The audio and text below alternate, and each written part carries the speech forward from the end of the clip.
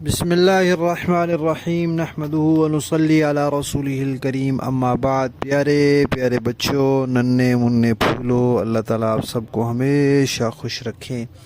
الاحسان academy والے چچا کی طرف سے السلام علیکم ورحمۃ اللہ وبرکاتہ۔ ہماری کہانی چل رہی ہے مسجد اقصی اور فلسطین۔ آج اس کا 5واں حصہ ہے، 4 حصے ہم سن چکے ہیں۔ تو پیارے بچوں، وہ ایک بادشاہ تھا جو عیسائی ہو گیا تھا، اور پھر اس کے بعد اس نے یہودیوں کی خوب پٹائی کروائی، اور پھر یہ وہاں سے سارے چلے گئے۔ جب یہ وہاں سے چلے گئے تو پھر یہ دنیا میں بکھر گئے، ادھر ادھر، کچھ کہیں، کچھ مدینہ شریف چلے گئے، کچھ خیبر میں چلے گئے، کچھ ادھر ادھر۔ بہرحال پھر واپس دوبارہ ان کو وہاں جانے کا موقع نہیں ملا، وہاں جا کے یہ اپنے پاؤں پکے نہیں کر سکے۔ جب نبی پاک صلی اللہ علیہ وسلم کی ولادت ہوئی تو اس وقت بیت المقدس پر عیسائیوں کا قبضہ تھا۔ پھر نبی پاک صلی اللہ علیہ وسلم کو اللہ تعالیٰ نے حکم دیا، پہلے اللہ تعالیٰ نے نبی پاک صلی اللہ علیہ وسلم کو آسمانوں پر بلایا، اس کو معراج کہتے ہیں۔ تو وہ آسمانوں کا جو سفر تھا وہ مکہ شریف سے نہیں شروع ہوا تھا۔ اس وقت نبی پاک صلی اللہ علیہ وسلم مکہ شریف میں رہتے تھے، ابھی مدینہ طیبہ نہیں گئے تھے، تو مکہ سے نہیں شروع ہوا تھا۔ مکہ سے پہلے فلسطین پہنچے، بیت المقدس پہنچے، مسجد اقصی پہنچے۔ وہاں پھر اللہ تعالیٰ نے سارے نبیوں کو جمع کیا، تو نبی پاک صلی اللہ علیہ وسلم نے سب نبیوں کو وہاں نماز پڑھائی۔ پتہ ہے کیوں؟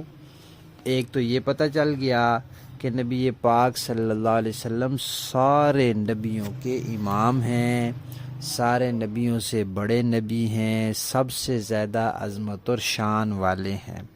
دوسرا یہ پتہ چل گیا کہ وہ جو بیت المقدس ہے، کئی انبیاء وہاں تھے، اس کو بنانے والے بھی، اس کو آباد کرنے والے بھی، تو سب نے نبی پاک صلی اللہ علیہ وسلم کے پیچھے نماز پڑھی، اور یہ پتہ چل گیا کہ سارے انبیاء نے اب بیت المقدس کی امامت نبی پاک صلی اللہ علیہ وسلم کے لیے تسلیم کر لی ہے۔ سارے وہاں نبی پاک صلی اللہ علیہ وسلم کے مقتدی بن گئے۔ تو بیت المقدس کے امام پھر نبی پاک صلی اللہ علیہ وسلم ہو گئے، اور جو چیز نبی پاک صلی اللہ علیہ وسلم کو مل گئی وہ پھر اللہ تعالیٰ نے آپ کی امت کو دی۔ تو اس طرح بیت المقدس بھی مسلمانوں کو مل گیا۔ پھر جب نبی پاک صلی اللہ علیہ وسلم مدینہ طیبہ تشریف لے گئے ہجرت کر کے، تو اللہ تعالیٰ نے حکم دیا کہ آپ بیت المقدس کی طرف رخ کر کے نماز پڑھیں۔ پیارے بچوں، اب جو ہم نماز پڑھتے ہیں وہ بیت اللہ شریف کی طرف منہ کرتے ہیں، کعبہ کی طرف منہ کرتے ہیں جو مکہ مکرمہ میں ہے۔ تو اس وقت اللہ تعالیٰ نے کہا تھا کہ آپ مسجد اقصی کی طرف منہ کریں، تو 16-17 مہینے مسلمان اس طرف منہ کر کے نماز پڑھتے رہے۔ پھر ایک مرتبہ نبی پاک صلی اللہ علیہ وسلم نماز پڑھا رہے تھے، نماز کے دوران ہی اللہ تعالیٰ کا حکم آ گیا کہ آپ اب اپنا رخ بیت اللہ کی طرف کر لیں۔ تو پھر نبی پاک صلی اللہ علیہ وسلم نے رخ پھیر لیا، بیت اللہ شریف کی طرف رخ کر لیا۔ تو جہاں یہ واقعہ پیش آیا اس کو کہتے ہیں مسجد قبلتین۔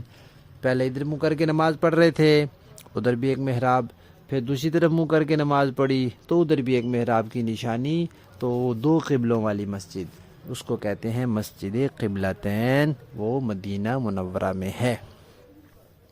تو پیارے بچوں، نبی پاک صلی اللہ علیہ وسلم جب آسمان پر گئے تھے تو آپ کا وہ سفر مسجد اقصی سے شروع ہوا تھا۔ زمین سے زمین کا سفر تو ہو گیا، پھر زمین سے آسمان کا سفر وہاں سے شروع ہوا تھا، مسجد اقصی سے۔ پھر نبی پاک صلی اللہ علیہ وسلم کے زمانے میں جو لوگ تجارت کے لیے ملک شام جاتے تھے تو وہ وہاں غزہ میں بھی جاتے تھے، جہاں آج کل فلسطین میں مسلمان ہیں، جہاں مجاہدین ہیں اور جہاں اسرائیل روزانہ بمباری کر کر کے بچوں کو، عورتوں کو اور لوگوں کو شہید کر رہا ہے، یہ جو غزہ ہے، اس وقت یہاں ایک بڑی تجارتی منڈی ہوتی تھی۔ لوگ وہاں جاتے تھے چیزیں بیچنے کے لیے، وہاں جاتے تھے چیزیں خریدنے کے لیے۔ پھر نبی پاک صلی اللہ علیہ وسلم دنیا سے چلے گئے، پھر اس کے بعد حضرت ابوبکر آئے، پھر حضرت عمر آئے۔ حضرت عمر رضی اللہ تعالیٰ عنہ کے زمانے میں مسلمانوں نے حملے کیے، اور حضرت ابو عبیدہ بن جراح رضی اللہ تعالیٰ عنہ ایک صحابی ہیں، وہ مجاہدین کو لے کر گئے اور بیت المقدس کا محاصرہ کر لیا، اس کو گھیر لیا ہر طرف سے۔ اس وقت وہاں عیسائیوں کا قبضہ تھا۔ پھر کیا ہوا؟ پھر انشاءاللہ ہم کہانی کے اگلے حصے میں سنیں گے۔ ہماری کہانی مسجد اقصی اور فلسطین کا 5واں حصہ ختم۔